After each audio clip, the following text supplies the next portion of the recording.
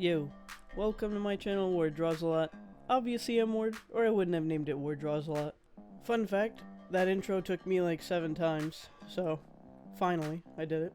For today's video, I'm going to be drawing a panel of Stain, which was suggested in a comment in the last Drawtober video. I've never drawn Stain before, so as soon as I saw that comment, I was like, huh, that's a good idea.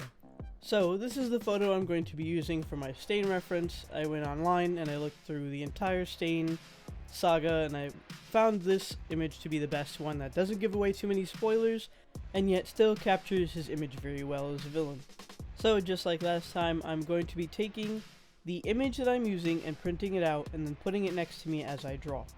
The advantage of doing this is I get to see every little detail right next to me and I can just look back at the paper instead of putting it on the computer screen in front of me and then eyeballing where everything should go.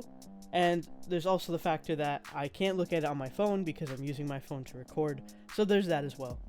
To give some insight on Stain, he was a very psychologically and physically powerful character slash villain within My Hero Academia universe. I really like him as a villain. I hate villain characters. Let me just say that. Like, I literally hate every kind of villain character ever because they're villains. I just don't like them. But he's the only one that literally made me sit there and think. I was like, huh, you know, he's got a good point over here. So it was nice to see that there was someone with such a conviction, very powerful, or so powerful, that you actually had to sit there and think as to what he's saying and why it makes sense within that world that he's saying it. Now, I'm not going to go too deep into what happened because I don't want to spoil anything for anyone. But honestly, like, that was one of the best arcs within the entire show, in my personal opinion. It was very powerful, and it was portrayed so well, and they did that through making a character like this who looks very animalistic and who looks very intent on getting his message across and everything. So that's what I really love about Stain, and yeah, that's all I'm going to say about him. So Horikoshi's style, I feel like, is mixed between a manga style along with the American comic book style, and I could see this through his use of heavy blacks and his certain patterns of cross-hatching and hatching in general. So to explain what cross-hatching and hatching is when you take your liner or your pencil and you create strokes in a certain direction in order to give a drawing depth or to make it look like it's being shaded in a certain area.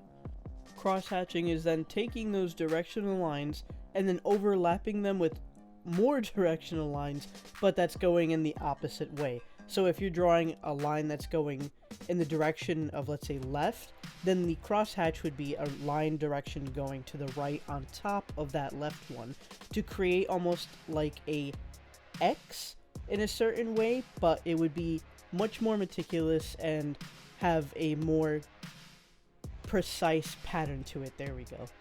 Basically, it's a strategic way to shade something without necessarily shading it, and its use is for much more raw or intense scenes to help create effect of grittiness, or like something is uneasy or something is going on here that's much stranger than it should be. Smooth shading usually gives you a feeling of like, look, the piece is whole and complete and it looks overall nice, but when there's a lot of hatching and cross-hatching involved, it gives you the feeling of intensity, which is why he used it here in this scene, because it is an intense manga panel, that it makes sense that he would use complete cross-hatching in order to shade the whole thing. This, however, does not mean that you can ignore the laws of shading, so if you're shading one complete side normally, you would have to completely cross-hatch a side, because you can't just cross-hatch anywhere or else the piece will start to look messy. Like, I'm telling you, it's gonna look like a big jumbled line mess if you don't know where your shadows are placed. So I suggest that you study your shadow beforehand and then replace it with the hatching and cross-hatching instead of just going in and just saying, okay, I think it's gonna go here nicely. So that's my advice on that. I've only cross-hatched a handful of times within my drawing life, I could say, but it's always been very comfortable for me because it exclusively uses blacks and the color of the paper, which would be white, in order to create the depth and shading. And I've always worked in black and white before, maybe like 2 or 3 years ago, and so doing this was almost like second nature to me. Keep in mind, I did have a reference though, so I know where to cross hatch, so that also helped me out a lot. I was very intimidated by this piece at first because, like, number one, it's drawing a panel of stain, and like the psychology of stain behind it is already with me, so I'm like, shit, I'm drawing stain.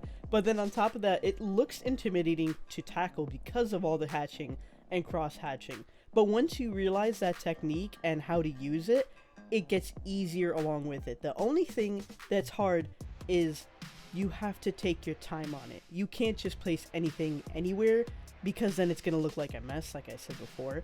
So you have to sit there and understand why your shadows are, or where they are, and why they are there, because it makes sense from where the lighting angle hits it. This piece took me like an hour and a half to do because of all the hatching that I had to include in. I suggest that if you're going to do a piece like this, take your time, don't rush, because you want it to look nice in the end, right? So you're already drawing it and you're already putting your time into it. Take your time on it. You know, you're gonna like the results in the end if you just sit there patiently and do what you have to do.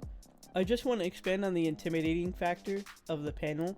I understand why it's intimidating to do panels like this, but don't let it discourage you to not draw something that you want to draw. If things are intimidating, that's okay.